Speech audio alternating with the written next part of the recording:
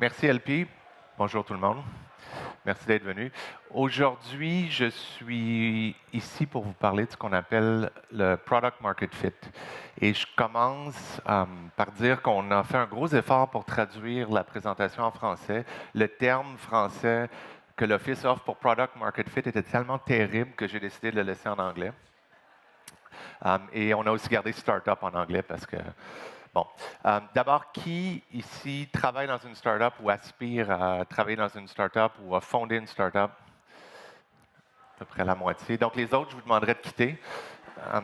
Ce que j'ai pour vous, c'est ce qui, selon moi, est la chose la plus importante et même la seule chose qui compte pour démarrer une startup.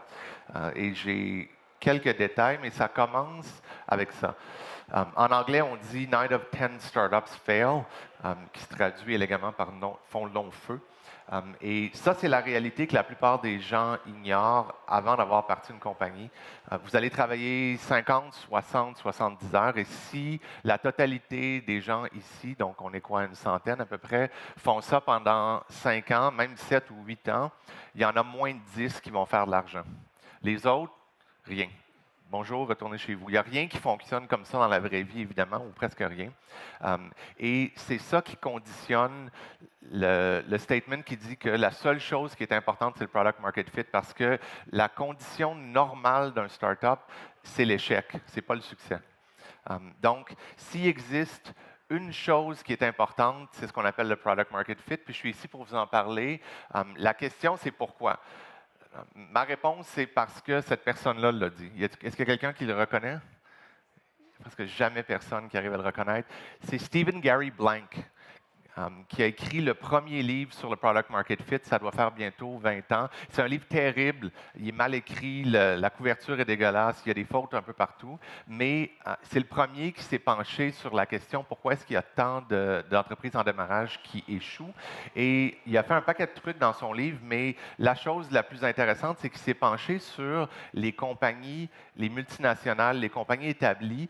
Pourquoi est-ce que ces compagnies-là n'arrivent pas à innover? C'était la prémisse de base. Pourquoi, si quelqu'un a une quantité illimitée d'argent et a accès à toutes les ressources, le meilleur talent, on arrive à échouer? Et dans son livre, il y a des exemples qui sont intéressants. Je commence par ça. Donc, je vois qu'il y a des millennials un peu plus jeunes dans la pièce. Ça, c'est un CD.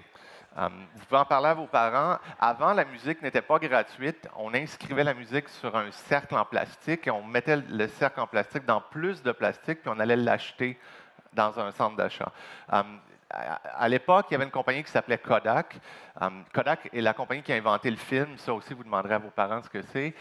Et ils ont eu l'idée au lieu d'imprimer les photos, qu'on pourrait les mettre sur un CD et que les gens les écouteraient sur la télévision. Ils ont dépensé 150 millions sur le produit, la distribution, le marketing, les machines. Ils vendaient des lecteurs qu'on mettait sous la télévision. Et ils étaient trop tôt dans le marché. C'est-à-dire, encore pour les milléniaux, vos parents n'étaient pas prêts. C'était trop intense de penser qu'ils pourraient regarder leurs photos sur la télévision. Donc, c'est un cas où on avait de l'innovation, mais le marché n'était pas prêt et ils ont flambé 150 millions. Ça, c'est un autre exemple. J'ai mis l'iPhone à côté, encore pour les milléniaux. C'est comme un gros iPhone super poche qui fait rien. Ça s'appelait le Newton. C'était en fait la première idée de Steve Jobs de commencer dans tout ce qui est technologie portable. Apple, qui a un track record presque parfait, c'est le seul produit, ils n'ont jamais échoué. Ils ont flambé au-dessus de 100 millions en marketing. Encore une fois, leur technologie fonctionnait, mais les gens ne savaient pas quoi faire avec. Et de toute façon, le truc était énorme, là. Ça faisait mal de le tenir. Mon préféré, c'est celui-là, Motorola. Ça, c'était un téléphone avant. C'était comme votre iPhone, mais il n'y avait rien dessus. C'était poche. Tout ce que ça faisait, c'est prendre des appels. Motorola a eu l'idée que ça serait intéressant si, au lieu d'avoir les tours cellulaires, on pouvait utiliser notre téléphone partout sur la Terre, comme à Machu Picchu. Ils ont dépensé 5 milliards en développement puis en marketing. Les satellites sont encore en orbite autour de la Terre. C'est un échec total. Et comme vous savez, Google a acheté Motorola il y a quelques années. Ils les ont revendus pour 1/10 du prix d'acquisition. Donc, si c'est si difficile d'arriver, lorsqu'on a une compagnie qui a toutes les ressources sur Terre, au product market fit, comment est-ce qu'une compagnie en démarrage peut y arriver? C'est la question la plus intéressante. Et il y a beaucoup de livres qui ont été écrits sur ça. Vous pouvez chercher ça sur Google. au cours des années, parce que ça fait un bout de temps que je donne des conférences puis que je parle à d'autres entrepreneurs, je me suis rendu compte que même si les gens lisent ces livres-là, vont aux conférences, écoutent tous les conseils de tous leurs investisseurs, il y a un problème fondamental. Les gens ne comprennent pas ce que c'est que le product market fit. Et ça, c'est particulièrement dangereux parce que c'est une chose d'avoir la théorie, mais puisqu'on est des entrepreneurs, on a tendance à vouloir que ce qu'on fait fonctionne. On sait que c'est difficile.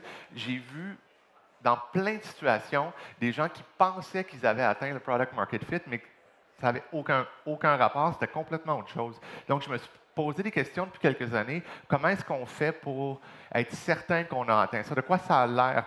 Puis c'est quand même assez rare d'avoir des compagnies qui l'atteignent. Donc, la plupart des gens, surtout les entrepreneurs, n'ont aucune idée de ce qu'ils sont en train de chercher. C'était mon cas d'ailleurs. Nous, on a passé 7 ans sans avoir rien qui fonctionne. On avait levé 22 millions, il n'y avait rien qui marchait. Ça nous a pris 6 ans à lancer notre produit. Il y a des gens qui me lançaient des roches dans la rue à la fin. Et le fait est, quand on a eu notre contact avec le Product Market Fit, ça a été très différent de tout ce à quoi je m'attendais. Donc, j'ai décidé de vous montrer un peu ce qui nous est arrivé pour essayer de vous donner une idée à quoi ça ressemble. Il y a 2 facteurs principaux. Le premier, c'est que quand ça arrive, c'est complètement soudain et abrupt. Ça ressemble à rien de ce que vous avez vu dans le passé, puis ça ressemble à peu près à rien de ce que vos investisseurs, vos amis ont pu vous décrire s'ils travaillent dans les startups. Je vous donne l'exemple. Ça, c'est nos métriques. Une période de 44 semaines de 2013 à 2014. Et j'ai caché les 2 dernières semaines pour une raison que vous allez comprendre dans un moment. C'est le nombre de sessions. À cette époque-là, on était sur le web, là, donc on avait des utilisateurs. Et évidemment, j'ai caché l'échelle Y, là, où vous allez voir les valeurs pour des raisons de confidentialité. Et ce que vous voyez là, c'est notre périple, là, presque 1 an et demi. Vous voyez la première fois qu'on a eu un PR hit aux États-Unis. Après ça, on a commencé à démêler notre SEO. Puis là, on se promène, puis on est comme, OK, notre startup, elle marche, right? On a du product market fit, on a des utilisateurs, pas certains. Et là, il est arrivé quelque chose dans les 2 dernières semaines qui sont là. Ça, c'est le même graphique. Tout ce que j'ai fait, c'est que j'ai ajouté les 2 séries. Ça, c'est 1 million d'utilisateurs en 4 semaines. Et la chose la plus débile, ce qui a causé ça n'était même pas sur la page principale de notre site. Ce n'était pas le produit qu'on avait développé, c'était quelque chose qu'on avait accidentellement mis dans une partie cachée. Et ce que c'était, c'est uniquement ça.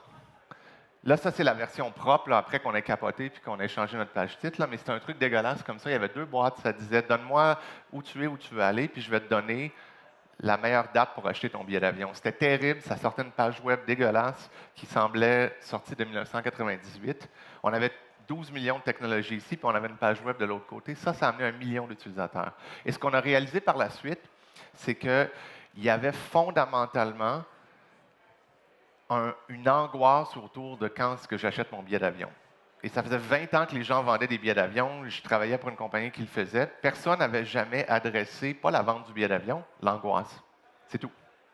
1 million d'utilisateurs, accidentellement. Et cette histoire-là est moins bizarre que ce que vous pensez. YouTube, c'est un dating site, c'est un site de rencontre. Flickr, c'est un jeu vidéo. Et vous savez que Twitter, c'est une plateforme qui ont jeté puis qui ont pris le dernier mois de cash qui leur restait pour faire la chose la plus simple qu'ils pouvaient imaginer. 140 caractères. Il y a beaucoup de startups qui ont une expérience comme ça. Les gens n'en parlent pas nécessairement.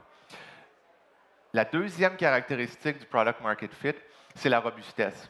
J'entends beaucoup de gens dire « Ah oui, on a du product market fit, on a 1 million d'utilisateurs qui viennent du SEO. » Ou on a 40 de croissance année sur année parce qu'on dépense sur AdWords, puis hey, on a trouvé une façon, là, nos utilisateurs, ils nous coûtent pas cher. Fondamentalement, ça, c'est uniquement l'acquisition d'utilisateurs. Si Google change ses algorithmes de ranking demain matin, si le prix qu'ils demandent pour un AdWords change, vous allez perdre votre trafic. Le product market fit, c'est quelque chose qui survit à l'exécution. Puis on est tellement habitué d'exécuter quand on est dans une startup que c'est difficile de faire la différence. Et j'ai un bon exemple à vous montrer, mais c'est quelque chose qui est aussi robuste que le besoin, que l'angoisse que les consommateurs ont, et ça n'a rien à voir avec ce que vous êtes en train de faire. En fait, le fait que vous l'ayez trouvé, c'est presque souvent accidentel. Je vais vous donner un autre exemple. La partie rouge, c'est le graphique que je venais de vous montrer, mais là, j'ai ajouté les années qui ont suivi en bleu. Donc, on venait d'arriver à 1 million d'utilisateurs sur le web et j'ai fait la seule chose logique, j'ai fermé le site web. On a fait un pivot complet sur le mobile et on n'a pas fait le truc que tout le monde fait, à dire ah oui, on va faire du mobile et du web. On a juste jeté tout ce qui avait marché puis on est allé sur le téléphone. Je vous conterai cette histoire-là une autre fois, là, mais ce que je veux vous expliquer avec ça, c'est que quand on a fait ça, toute notre technologie, toute notre UX, tous nos tests, tout ce qu'on avait au niveau de l'acquisition d'utilisateurs, tout ça, ça a été évacué. Et on est allé sur une plateforme complètement différente qu'on ne comprenait pas. Donc, vous allez comprendre que je suis quelqu'un qui a une très haute tolérance au risque. Là. Mais à ce moment-là, c'était logique dans ma tête de faire ça. Et ce qui est arrivé par la suite, après avoir tout jeté ce qui avait marché, on a eu une croissance de 18 fois le pop que je vous ai montré l'autre fois. Vous le voyez, là, ça c'est le trimestre qui vient de se terminer. Donc, peu importe l'exécution, le product market fit survit à ce que vous avez fait. Et là, vous allez voir, là, tout le monde dans l'écosystème va vous dire ah, optimise, va à telle affaire, utilise tel outil pour telle patente. Ça n'a aucune importance. Quand vous allez avoir trouvé la chose qui fait le contact avec les utilisateurs, vous allez le savoir. Puis, à la limite d'être incompétent, ça ne devrait pas nuire à votre croissance. Ça peut, là, mais normalement, l'exécution devrait être vraiment secondaire à ce qui se passe à ce moment-là. Donc, si on parle de l'exécution, qu'est-ce qui donne le product market fit? Il y a beaucoup de gens qui pensent que c'est de la tactique. Il y a beaucoup de gens qui pensent qu'il faut avoir une image de marque, ça dépend de la technologie, blablabla, toutes sortes d'histoires sur Facebook, ceci, cela. Mais fondamentalement, en anglais, on utilise le terme wow factor. Et là, je vais vous dire quelque chose qui semble simple au point d'être enfantin. Il faut que quelqu'un regarde ce que vous faites, peu importe ce que c'est, puis qu'il dise wow. Dans ce moment-là où la personne dit wow, il arrive deux choses. La première, c'est qu'ils ont compris ce que vous faites, ce qui est énorme pour une startup. Et deuxièmement, ils ont créé un lien émotif. Ils ont réalisé qu'il y avait une certaine valeur qu'ils vont utiliser dans le futur. Et c'est à partir de ce moment-là, les anglophones appellent ça aussi le aha moment. C'est quand quelqu'un part de quelqu'un qui taponne sur votre truc pour voir ce que c'est puis qui réalise à quoi ça va lui servir dans la vie. La première fois que vous avez appelé un Uber, la première fois que vous avez fait une recherche Google, ça, on appelle ça le wow moment. Donc, nous, ce qu'on fait, c'est qu'on recherche toujours ça. C'est la seule chose sur laquelle on est focusé. On ne regarde même pas le revenu. On a 104 millions de levées, puis on se fout presque de notre revenu. On est toujours à la recherche de ce qu'on appelle le wow, que j'ai habilement traduit par oomph. Et si on regarde l'application a plein de trucs qui sont intéressants. Il y a beaucoup de choses qui sont sexy. Si vous ne l'avez pas déjà téléchargé, il y a des couleurs sur un calendrier. On a un lapin qui court, si vous l'avez déjà utilisé. On a aussi l'algorithme qui regarde 8 billions de prix et qui prévoit efficacement au jour près, à 5 près, les prix futurs de tous les billets d'avion partout dans le monde. Ça a coûté 12 millions à mettre en place. Ça nous a pris 7 ans. Le lapin, lui, a coûté 2 000 à faire animer. Mais il n'y a rien de tout ça qui a rapport avec le wow. Il n'y a absolument aucune de ces composantes-là, toute la technologie, tout le UX qu'on a mis en place qui est le wow, c'est ça. Lorsqu'on envoie une notification sur le téléphone de quelqu'un pour le vol qu'ils avaient l'intention de magasiner et qu'ils ont sauvé de l'argent. À partir de ce moment-là, puis on a de la régression sur 25 millions d'utilisateurs qui nous prouve que c'est à ce moment-là qu'ils deviennent fidèles. Et ce qui se passe dans leur tête, c'est qu'ils se disent « J'aurai plus jamais besoin de magasiner mes vols moi-même. » C'est tout. Je vais mettre dans Hopper ce que je veux, je vais aller faire autre chose. Qui est-ce qui aime ça, magasiner des billets d'avion? Exact. C'est tout. C'est ça le wow, il n'y a rien d'autre. Tout ce que je vous ai montré avant, c'est le contexte pour arriver à cette notification-là. Lorsque vous arrivez au contact avec l'utilisateur, les utilisateurs vont vous exprimer le wow. Même si le product market fit n'est pas confirmé puis vous n'avez pas votre croissance, ça va commencer à ressembler à ça. La première chose, les gens sur les réseaux sociaux, dans vos reviews d'utilisateurs, vont vous dire que ce que votre application devait faire, elle le fait et ils vont être contents. Ça semble simple, mais il y a énormément de startups financées qui n'ont même pas un seul tweet comme ça. Là, on avance. Si les gens postent des photos de Anne Hathaway émotives pendant les Oscars pour parler de votre produit, vous savez qu'il y a quelque chose qui se passe. Si vous êtes le seul compétiteur qui charge pour son service, donc nous, on est la seule chose en ligne, on charge 5 par billet, tout le reste, Expedia, Priceline, Kayak, personne ne charge. On est les seuls à charger un frais pour ce qu'on fait. Donc, en fait, vous pouvez juste pas prendre votre téléphone, ouvrir votre laptop, booker sur Expedia, ça va être 5 de moins tout le temps. On est les seuls à charger. Si les gens payent et vont sur les réseaux sociaux pour dire que vous méritez d'être payé pour quelque chose qui est gratuit partout ailleurs, vous avez quelque chose. On a déjà eu quelqu'un qui nous a écrit qu'elle avait utilisé l'application, elle avait réservé sur le site de United. Elle se sentait coupable, puis elle nous demandait si elle pouvait nous PayPaler le 5 Quand ça arrive, vous savez que vous avez un contact. La seule raison pour qu'on a mis un frais, c'était parce que je voulais être certain qu'on avait une valeur dans l'application. Ce n'était pas pour avoir du revenu. La plupart des gens auraient dit « ça va détruire ta conversion ». Moi, je voulais que la conversion soit le plus bas possible, qu'il y ait une barrière à ça pour être certain que les gens voyaient de la valeur dans le 12 millions de crap qu'on avait mis en ligne pour faire les prédictions. L'autre gros indicateur, si vous changez le comportement des gens. Puis ça commence à être sérieux. Quand vous commencez à voir ça, vous savez que ça va bien aller. Ça, c'est un cas où les gens disent « je voyage plus ». Si vous changez le comportement des gens aussi, ils insultent leurs membres de famille sur Twitter parce qu'ils ont fait les choses d'une façon archaïque. Ça aussi, c'est un signe que vous êtes en train de transformer le comportement. Et ça, c'est de loin mon préféré. Si les fonctions cognitives de vos utilisateurs se dégradent quand ils utilisent votre produit, vous savez que vous avez quelque chose. Ça, c'est l'incarnation même de ce que c'est que le wow factor. Quelqu'un qui tweet qu'ils sont plus capables de texter à cause de la notification qu'ils ont reçue. Et ça, c'est pas parce que notre technologie est intéressante, notre produit est facile à utiliser, c'est parce que à ce moment-là, le prix qu'on leur a montré, pour le temps qu'ils avaient entendu, était tellement exceptionnel qu'ils se sont ils ont perdu la tête. Ça, c'est le wow factor. C'est toute la croissance, la rétention, tous les startups que j'ai vus qui sont devenus des brands, que ce soit Airbnb ou Uber ou Facebook, ils ont tous eu ça à un certain moment. Angry Birds, le fondateur, a une histoire où il dit, quand ils avaient le bêta avant de mettre l'application en ligne, sa mère a brûlé la dinde de Noël dans le four parce qu'elle était trop occupée à jouer à Angry Birds. Puis là, il savait que ça allait marcher. Fonder un startup, c'est ça. Tout le reste, incluant de venir à une conférence de startup et de m'écouter, c'est une perte de temps. La seule chose qui compte, c'est la recherche de ça. Donc là, je suis revenu un peu dans le passé, puis je me suis dit, OK, c'est une chose de dire ça, mais comment est-ce qu'on exécute cette recherche-là? Et j'ai pris l'idée de, si je pouvais aller il y a 10 ans, là, puis me parler à moi-même, ce serait quoi les 2-3 choses que j'ai appris depuis qui sont utiles en me disant que ce serait probablement pour vous. La première chose, c'est celle-là. Ça, c'est une traduction de l'anglais. C'est une citation de Paul Graham. Est-ce que quelqu'un sait c'est qui Paul Graham? C'est le fondateur de Y Combinator. Et en anglais, ce qu'il a dit, c'est, il parlait d'une de ses premières compagnies, « Everybody who worked for us was an animal at what they did ».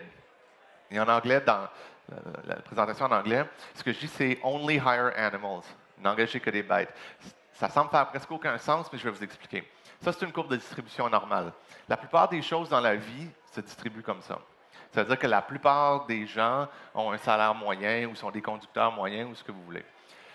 Si vous engagez des gens pour n'importe quel poste, puis vous prenez 100 CV, ce qui va vous arriver, c'est ça.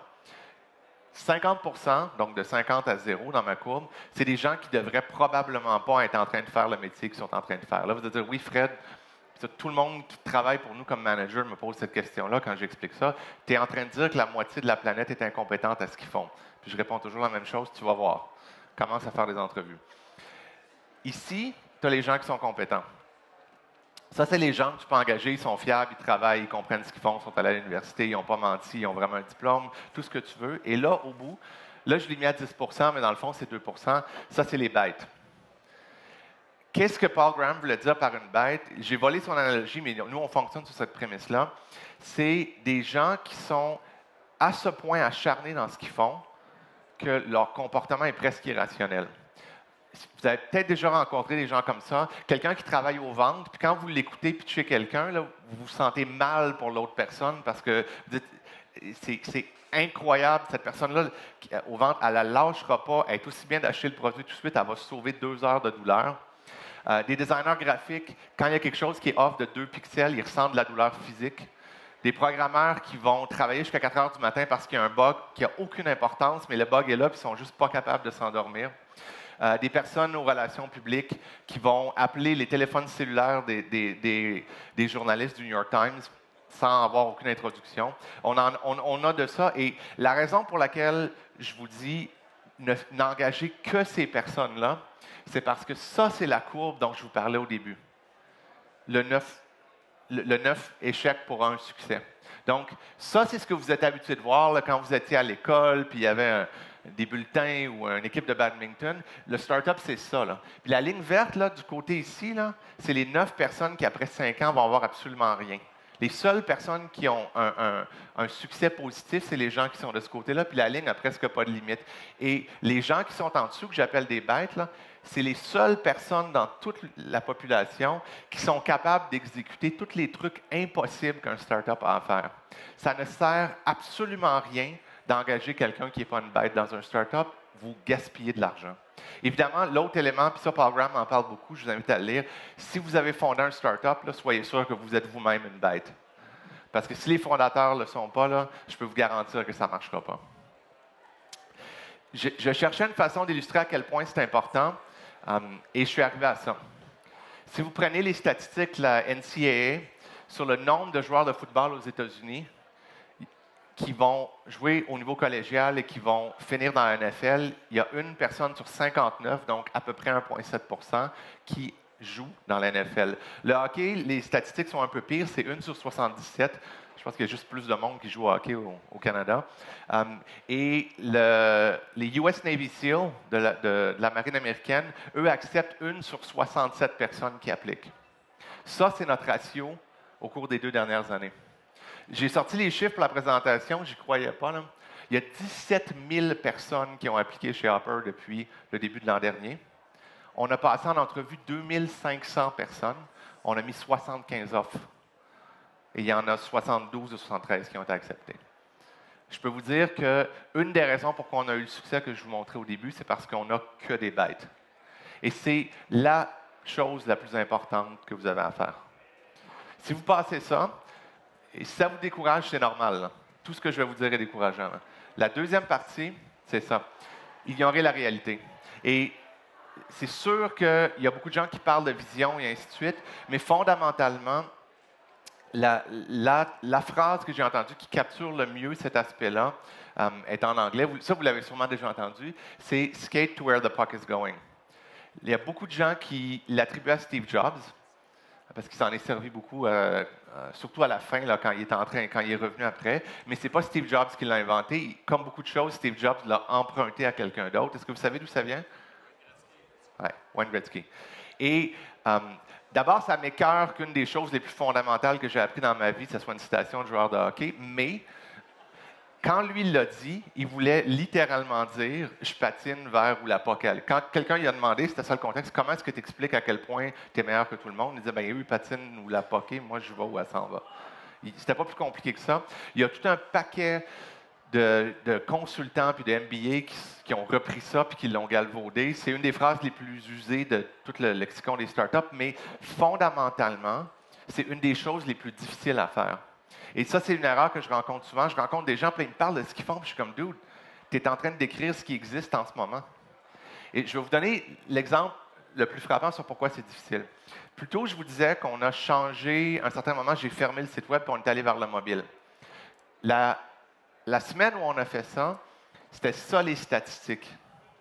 Il y avait 88 % de tout le commerce électronique de voyage aux États-Unis qui se faisait sur un desktop ou un laptop. Et il y avait 12 % qui se faisait sur le téléphone mobile. Je suis allé voir mes investisseurs, je suis allé voir mes amis, je suis allé voir les fondateurs d'Expedia. J'ai dit, qu'est-ce que vous pensez si je fermais mon site web puis on allait 100 % mobile? Tout le monde m'a dit, Fred, as-tu perdu la tête? Ça ne fait aucun sens. Pourquoi est-ce que tu ferais quelque chose qui va te priver de 90 % de ton marché?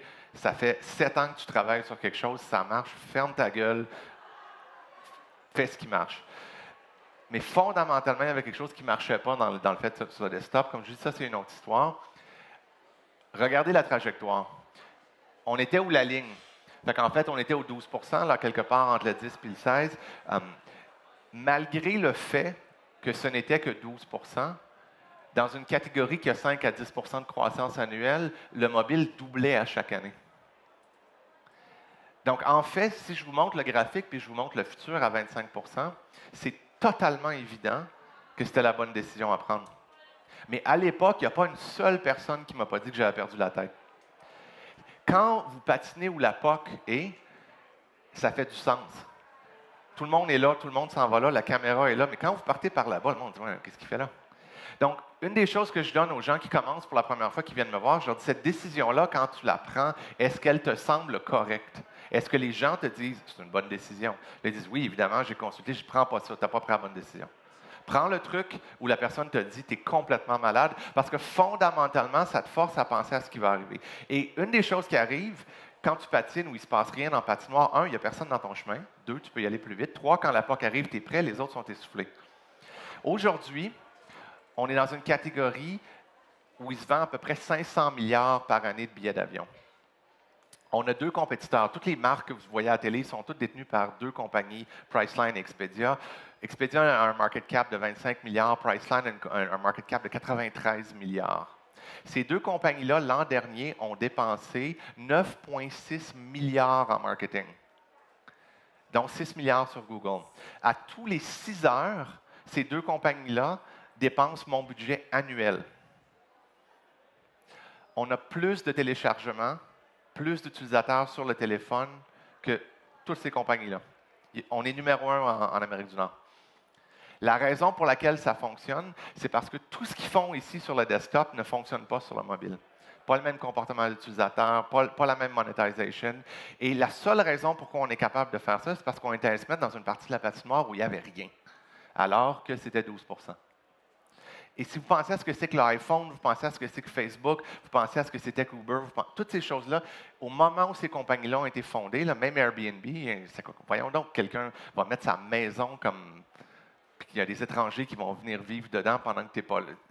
Voyons donc, tu vas embarquer dans une Toyota Tercel de n'importe qui n'a pas de permis de taxi. Et pensez un peu à ce que ces choses étaient là quand ils ont été inventées. Il n'y a personne qui y croyait, là.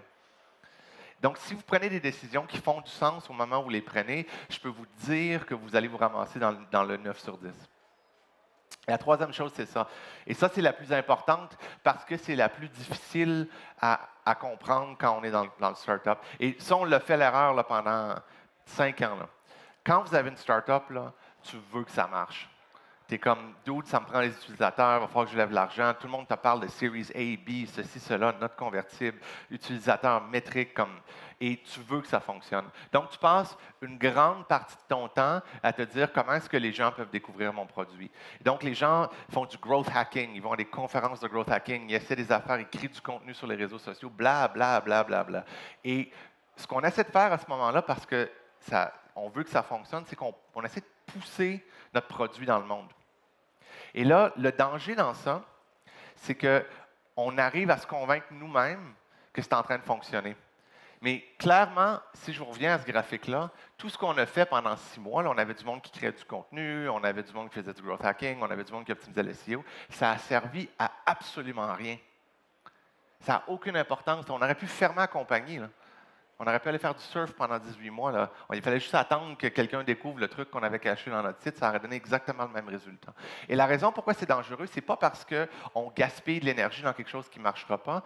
C'est parce que si l'approche qu'on prend, c'est de dire, j'ai une idée, elle va avoir du product market fit, et ma job, c'est de m'assurer que les gens la comprennent, la connaissent, puis qu'on prend toutes les ressources, qu'on a élevé 50 000 ou 5 millions pour faire diffuser l'idée, on est en train de forcer la distribution du produit. Puis ça, c'est la chose qui est la plus compliquée à comprendre. Quand le product market fit embarque, c'est comme si tu pousses quelque chose, puis là, tout à coup, tu es rendu en haut de la côte, puis là, ça part à rouler. Puis là, tu es comme, dude, plus moi, là, je suis plus capable de le rattraper. Là. Et en fait, ça a été le chaos total. Le site est tombé down. Et on a eu plein de problèmes. Là. Il n'y a personne qui a dormi pendant une semaine. Et les gens ne comprennent pas parce que c'est un événement tellement rare que chaque minute qu'ils investissent à essayer de faire croître la startup, ils sont en fait en train de contaminer l'expérience. Ce qu'il faut faire, c'est produire quelque chose, avoir un minimum de contact avec la réalité. Donc, tu vas le lancer à une conférence. Et là, attends. Parce que si ça ne lève pas tout seul, ça ne lèvera pas. Et le problème avec ça, c'est que c'est décourageant.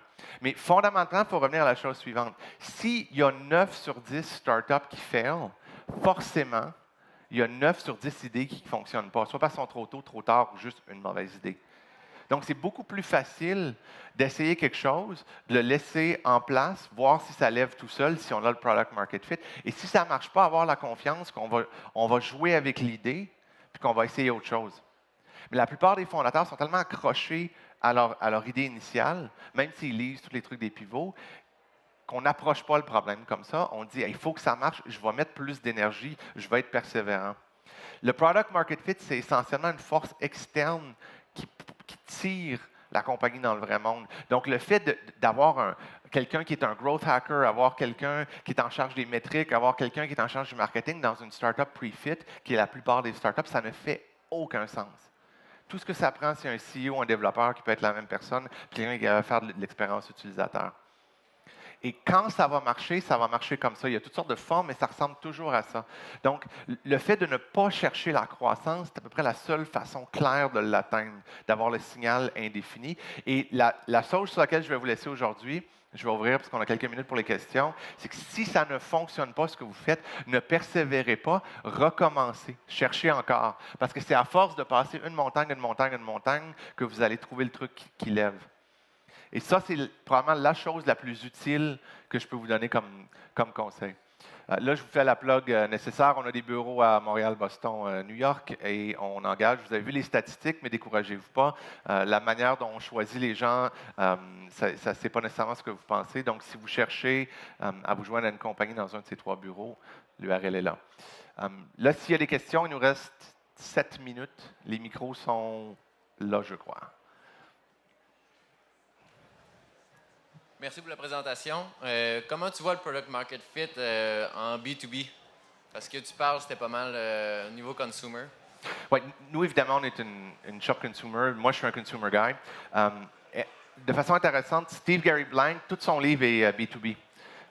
Tous les exemples qu'il donne, les façons de le développer. Puis, dans les faits, obtenir le product market fit pour une compagnie B2B, c'est encore plus facile parce que c'est possible d'isoler 2 ou 3 clients types. Donc, si tu veux vendre à des banques, tu as 1000 clients possibles à travers le monde, c'est assez facile d'aller voir une banque puis d'avoir une interaction avec.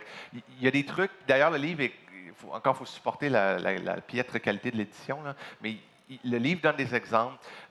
Le terme que Steve a comme utilisé, puis ça a été repris par Eric Rice après, c'est ce qu'il appelle discovery. Vraiment, là, littéralement en français, la recherche. Et nous-mêmes, à l'étape où on est, tous les produits qu'on lance, on les fait en discovery dans le consumer et ça se fait encore plus facilement dans l'entreprise. Dans l'entreprise, ce que tu fais, c'est que tu demandes à ton oncle ou un de tes amis de te présenter quelqu'un qui a de l'influence à la Banque nationale. Puis là, tu prends un meeting et il y a tout un paquet de trucs. La première chose, c'est qu'il faut que ça soit clair que ce n'est pas un pitch de vente. Je ne suis pas ici pour te vendre quelque chose. Puis normalement, à ce stade-là, tu n'es pas supposé avoir de produit. Tu es supposé avoir l'idée. Puis là, ce que tu cherches à voir, c'est est-ce que le truc que toi, tu penses qui est un besoin est vraiment un besoin. Avez-vous vraiment un problème avec votre échange de monnaie, machin, ça vous coûte trop cher? Puis là, souvent, dans ces premiers meetings-là, on va se rendre compte que ça ne fonctionne pas. Dans le B2C, ce qu'on fait, c'est qu'on fait du carton, là, un prototype, puis on le met devant les utilisateurs, puis on regarde ce qui arrive. Il existe la même chose, mais dans le B2B, c'est quand même plus facile d'arriver à ça. Il y a un entrepreneur excellent qui était d'ailleurs dans le portfolio de BrightSpark, quand nous, on a été financés, qui s'appelle Marcel Lebrun. Il a parti d'une compagnie qui s'appelle Radiant 6, qui a été vendu pour $1 milliard à Salesforce il y a 7-8 ans. Et ce que lui avait fait, il était dans le social media monitoring, dans le temps que c'était la chose à faire. Là. Il y avait 200 compétiteurs dans la vallée. Puis il y avait un de ses amis qui était le CMO de Dell, la compagnie d'ordinateurs. Et il est allé le voir, il avait dit, écoute, on travaille sur une plateforme. Son ami avait dit, écoute, on a déjà un contrat de 8 ans avec une shop de la vallée, on ne peut pas changer. Marcel, il avait dit, écoute, je ne veux pas te le vendre. Je vais venir une semaine, je pense qu'ils sont à Dallas, je veux juste voir qu'est-ce que tu fais avec ta plateforme et tout ça. Puis il a passé 2 jours à l'observer, c'est le CEO de la compagnie. Là. Puis il y avait déjà du monde, il y avait une vingtaine de personnes. Et il a observé son comportement.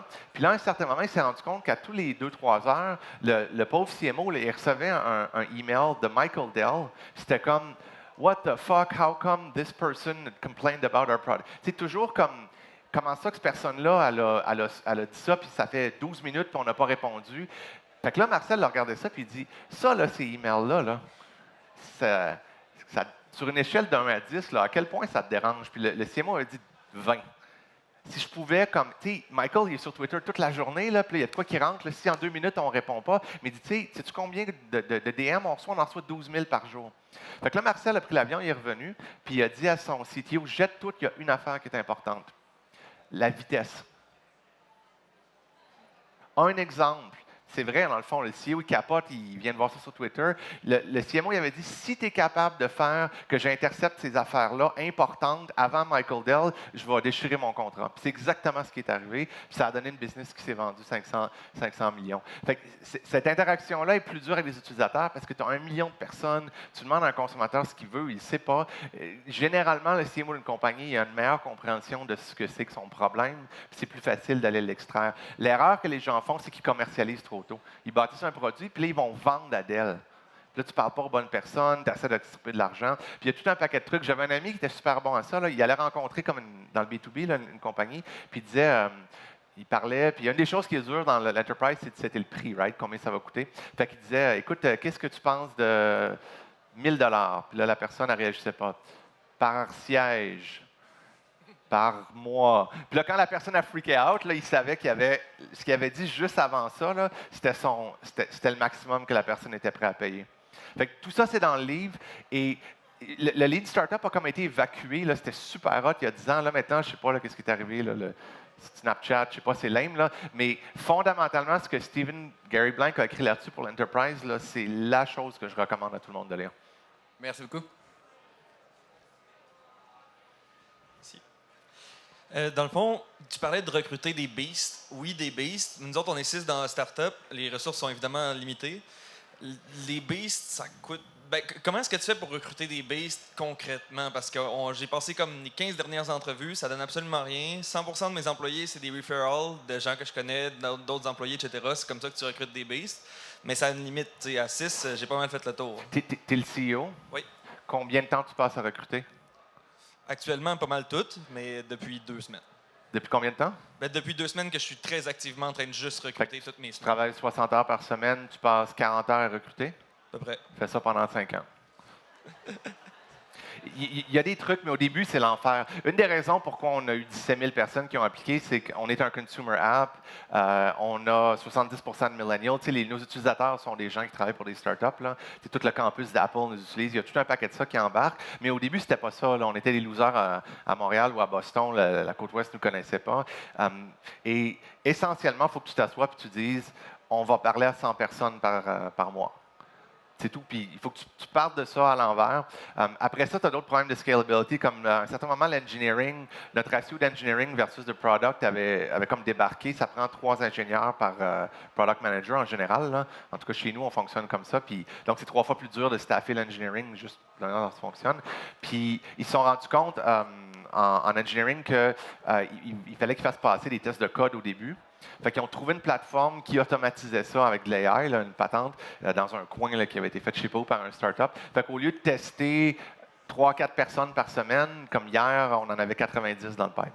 Fait qu'il y a tout ça de trucs que tu peux faire, mais il faut essentiellement que tu dises, ben là, j'ai besoin de 10 personnes, que tu sois absolument clair pourquoi tu en as besoin, puis tu dis, c'est ça qui va arriver. Là, je vais en parler à tout le monde, je vais être partout.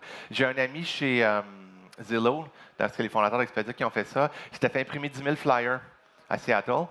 Puis il avait mis 10 000 flyers sur des windshields d'auto. Merci. Allô? En relation avec la question qu'il a posée, c'est toi personnellement, est-ce que tu as développé des outils justement pour le recrutement, pour te faciliter ça? Je vois que ça te prend énormément de temps. Quels outils tu as utilisés pour t'aider pour ça? La première chose qu'on fait, c'est qu'on n'utilise aucun recruteur et on n'a aucun HR. Même aujourd'hui, on est 140, je refuse de laisser les ressources humaines passer la porte et on n'utilise pas de recruteur.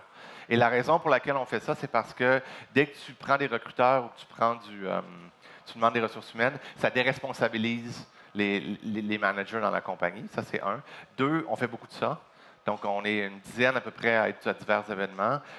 On passe beaucoup de notre temps à juste prendre des cafés avec des gens à demander. On est toujours comme en train de faire ça. Ça représente à peu près le quart de ce que nos managers font, incluant les cofondateurs. Puis ça paraît débile, mais si tu regardes ma courbe de distribution, ça fait quand même pas mal de sens là, qu'on investirait cette quantité de temps-là. La chose qui nous a aidé le plus, c'est nos métriques. Donc, de tracer tous les CV qui ont été appliqués, toutes les conversions, toutes les entrevues. Il y a des plateformes, là, nous, on utilise Workable, là, il y en a plein d'autres. Mais le fait de se forcer une fois par mois à regarder nos métriques, puis on se dit, ouais, mais tu as fait 3 entrevues dans le mois, c'est quoi ton problème? Parce que le temps passe, puis on se rend compte qu'on avait autre chose, un feu, une urgence. Fait que la chose qui a fait la grosse différence, à part le fait qu'on traite ça comme une maladie mentale, on est toujours en train d'obséder sur ça, c'est le fait de regarder de façon objective avec des chiffres ce qu'on a fait. Puis je te parierais là, que si je demande aux gens et startups qui est-ce qui ont des métriques sur leur recrutement, là, c'est assez rare. La plupart des startups ne pensent pas de mettre ça en place. Fait que la chose que je te dirais, c'est probablement ça. Merci. On est out? OK. Merci tout le monde.